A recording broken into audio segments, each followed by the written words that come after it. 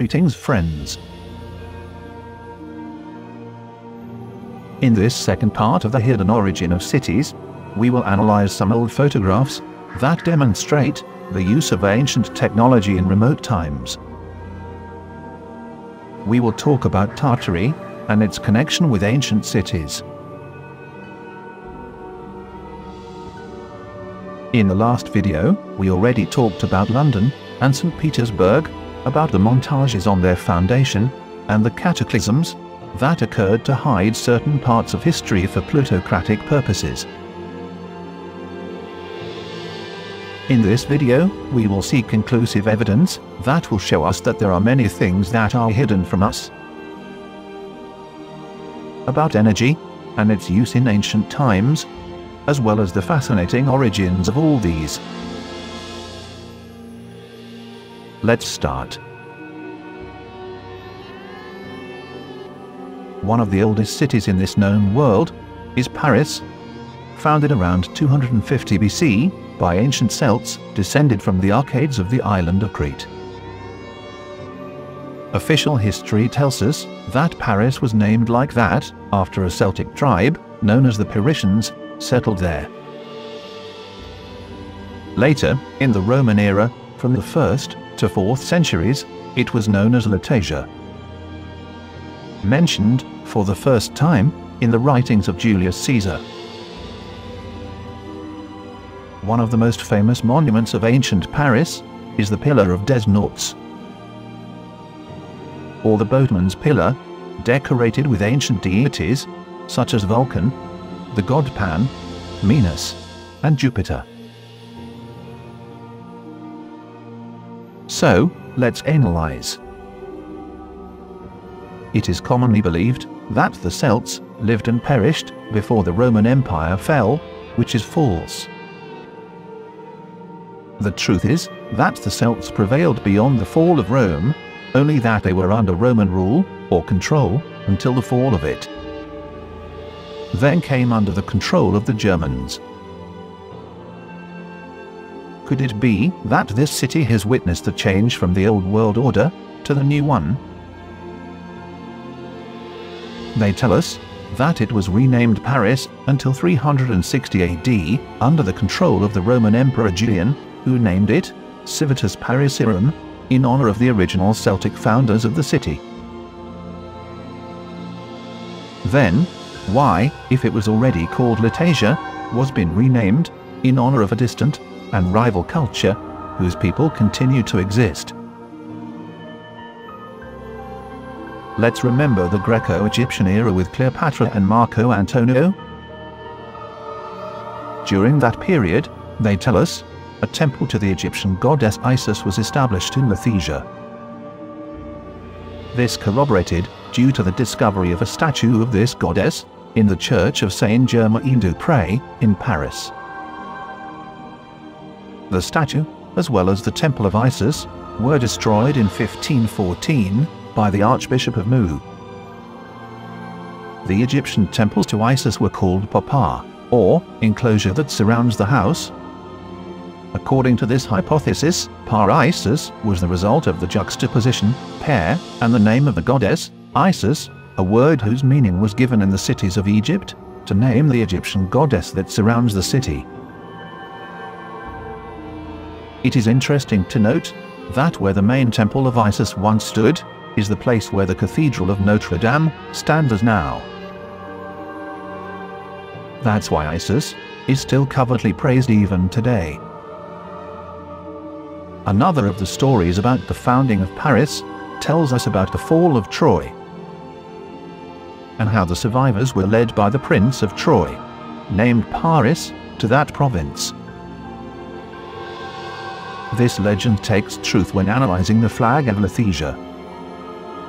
In addition to the name of a nearby town, called Troyes, where we can find symbols related to a walled city and a ship that came from the east. Being that Troyes is not a maritime city, also seeing great similarity with motifs from the Greek Hellenic period. History tells us that the term Celts was used until the 17th century to refer to all those northern peoples conquered by the Romans. According to official chronologies, the Romans were assaulting the Celtic regions, killing and taking prisoners in mass, murdering a population of between 6 and 7 million Celts, and another million sold as slaves. By the end of the 1st century AC, the Romans had conquered much of England and Wales, furthermore, all of Central Europe, to south of the Rhine, and the Danube was in their hands. The Celts, living outside these regions, had been conquered by the Germanic tribes to the north, and the Dacians to the east. Then, we can understand how these great slaughters have been used, since ancient times, to establish new world orders. Paris has not been the exception, being the scene of great massacres and epidemics, minimized by history. One of these was the Black Plague, which, as they tell us, left behind an estimated number of more than 85 million people died. This has been, and it is considered the most devastating pandemic in human history. Paris was one of the places where more deaths left this disease, along with Florence and Venice. Those were the first cities in Europe to suffer the devastating blow of the plague, which we are told was due to the incessant and growing population of rats, to the concentration of people's excrement in the cities, in addition to the lack of hygiene of that time. However, today it is already known that the Vatican played a fundamental role in this epidemic by eliminating a natural defense of cities, such as cats. Pope Gregory IX claimed that the black cats were a representation and disguise of Lucifer. Cats began to appear in front of the medieval European eyes as intruders, unwanted beings representing heresy and disobedience. A century later, more than 50 million people would die from the Black Death. Later, a papal bull from Gregory IX contributed to the aggravation of the situation and officially marked the start of the cat hunt. In the words of Abigail Tucker in her research on feline domestication and history, although it is impossible to know precisely how deep was the decline of the European cat population during the Middle Age, the truth is that once the cats were driven away from European cities, the proliferation of the rats happened. The pandemic arose approximately a century after the papal bull of Gregory IX, specifically in 1346. People lived through a time of great horror due to this plague. This was reflected in different texts, such as one from a Florentine chronicler, who tells, "All citizens did little more than carry corpses for burial. When a large number of bodies were found in the pit, they would take some earth and shovel it over them. Later, other corpses were deposited on them, and then they put another layer of earth. Just as we make lasagna, with layers of pasta and cheese." All these millions of deaths that can be seen in the eerie catacombs are found hundreds of kilometers below the city. It is said that there are remains of more than 6 million people buried under the city, being currently used as a decoration for these tunnels. The history of the origin of the catacombs is not well defined, appearing in stories already in Roman times. It is believed that these spaces could be excavated even before the city itself. Official history tells us that these catacombs that cover the astonishing distance of more than 300 kilometers were an old mine that already in Roman times was used in small parts as deposits and wine cellars for the upper houses. Being that these catacombs had multiple accesses around the city. Nowadays, a small part of these old galleries can be visited by tourists, but a large part are still abandoned and even unexplored. Being considered one of the most dangerous and terrifying places in the world. This is the entrance hall to the lower chambers, where an old Roman engraving on the portal shows Stop. This is the Empire of Death. Some speak of galleries, with wells of tens of meters deep, that connected at some point with the waters of the Seine. All these deep galleries were never mapped, and it is believed they can even connect with other nearby cities. It is not known how they made all these tunnels, or how they were light themselves to go through them. The part that runs through the visitor area is adorned with a huge amount of human ossuaries. This is so creepy, and makes us think about the morbid taste of the mind that came up with this decoration. Here we see how to decorate the main column. They choose a skull where a bullet hole can be seen in his head. All these human remains, as they tell us, were brought from 5 nearby cemeteries, whose lands already exceeded 2 meters in height. The transfer of all these human remains was carried out in 1785, at night, and with carriages covered with black tarps that ran through the city. At first, they were simply piled up in the catacombs, with no order at all. Until, in 1810, when a mine inspector named Louis Tartary decided to use the bones to decorate the catacombs as a mausoleum. The part that can be visited by tourists is barely 800 meters long, but the underground labyrinth is around 321 kilometers known, and made up by several levels, some of them still covered by centuries of dirt and debris, as well as flooded, and with risks of collapse. It is well known by the Parisians that every year, people get lost in this labyrinth, and never see themselves again. During World War II, these tunnels were used extensively by the French resistance, and the Germans built a bunker under the District 6 school. The tunnels have also been used for centuries to perform pagan and satanic rituals, having several paintings and altars inside. Some comment that even today, they are used for ritualistic sacrifices by some Parisian secret societies. In the previous video, we already talked about the Great Fire of London, and how these events were planned to destroy the vestiges of the ancient Empire of Tartary. Such fires have always destroyed ancient buildings and mansions of great splendor.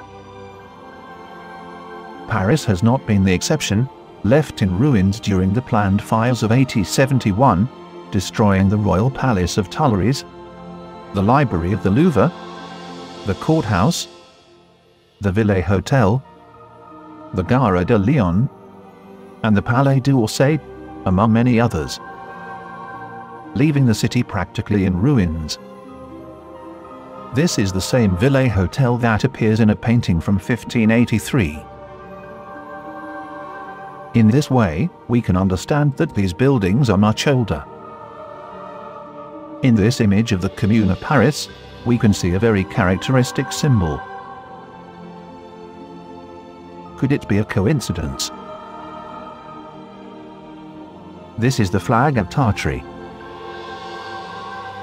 Coincidentally again, that same year, another fire in Chicago also destroyed much of the city, and many old buildings, as we can see here. Gigantic and magnificent buildings. Could it be that there was a secret war that they never told us about?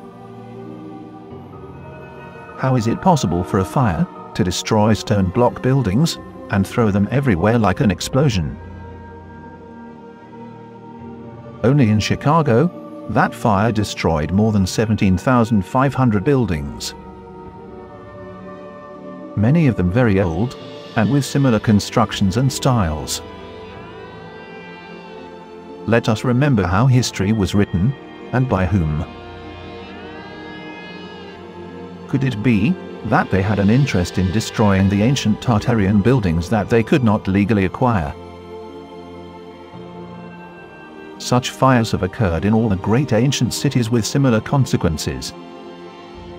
This is the case of the fire that occurred in Moscow in 1812, when the city was supposedly evacuated by a more destructive fire than usual. The destruction of Moscow was carried out with greater intensity to eradicate the legacy of the Muscovite Tartary of Rurik origin. The Rus Empire went up in flames, charring 3/4 of the city's structure. This supposedly, and according to official history, was self-provoked by the Russians to avoid Napoleon's looting. However, today it is known that said fire was not a normal fire at all. The witnesses, narrated in later chronicles, reveal the very possible detonation of a weapon of mass destruction. The Lieutenant Charles Archer, of the Grand Arm of Russia, and witness, wrote on the day, and I quote, "The sun was shining brightly. Suddenly, a second sun appeared above the first sun, but it was so bright that it destroyed everything in its path, even the great fortification of the Kremlin. The earth shook. The light knocked us to the ground, and the smoke and the fire lasted for several weeks." Many illustrations from the period show Napoleon frustrated and in full retreat from being unable to obtain the treasures that continued to burn. In the previous video, we already saw how Paul I of Russia was proclaimed as master of the order quickly to safeguard the Egyptian secrets from Napoleon. Could it be that the same thing happened in Russia, so that they could not get the secrets of ancient Tartarian technology, and even older? This conspiratorial Tartarian approach arose in Russia when analyzing very old books and maps, which present inconsistencies and anomalies not in accordance with the official history. Building a well-sustained theory that suggests that this civilization erased from history possessed very advanced knowledge in terms of refinement, architecture, and energy, which we can appreciate in all these ancient photographs.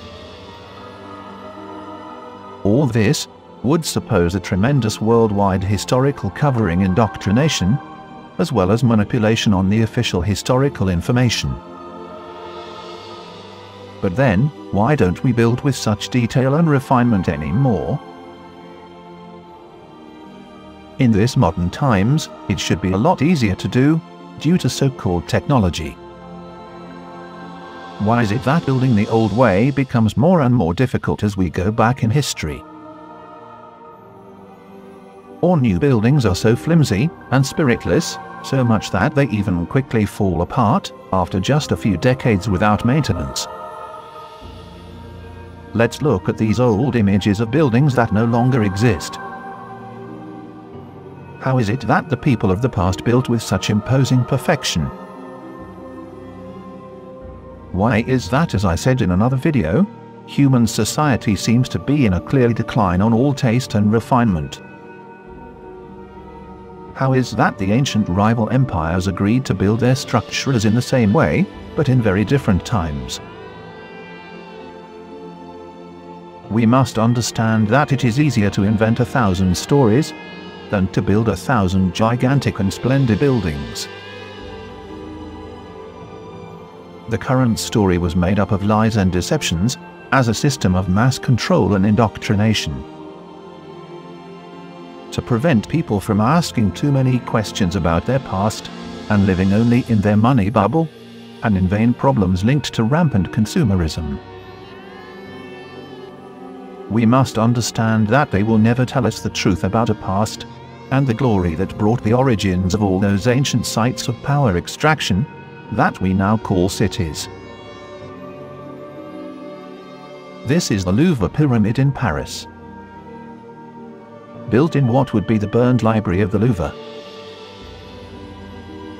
This pyramid contains nothing more and nothing less than 666 crystals, and at its underground base, there is another inverted pyramid that led to a smaller one. What is all this ritual symbolism for? Could it be a secret way of channeling etheric energy? In this incredible video, we can clearly see how the energy is channeled from the tip of the building. Energy that comes from several different directions. All the old buildings were used to channel this magnificent energy and use it. That is why most were destroyed by alleged catastrophes. Taking control of them afterward, and making up a new story around them. Let's see these images of the White House in the United States during a remodeling for the construction of a park. See how the structure continues beyond the ground level, as if what we can see were just the tip. Here we have more examples of magnificent old buildings with small windows at ground level. Why would you put windows at ground level in such a large structure? Not so logic for rain on the basement. Not even for light. The most probably answer is that all these constructions continue further down, flooded in mud and having interconnected areas. Sites now called catacombs, secret tunnels, and entire cities lost from all historical record. It is time to wake up and realize the battle that exists for the historical truth. Realize everything that has been stolen from us. The technology and the magic that we use to be free. The sense of refinement and appreciation of beautiful things. The aesthetic taste and the forms of life. Communion with the energy that this world gave us, and for which we are now slaves. It is time to educate for the future. Get the children out of the schools. Let us teach them what they should know. For life in freedom and communion. We, who know these things, are the ones who will make the real change in this world. Let's start with the children. Let them know all these truths that we have learned. Only the truth will set us free. Share. We speak the truth, and we will be heard. You just have to wake up from the great deception. The system does not work. Time to get out. Reactive Factory Project.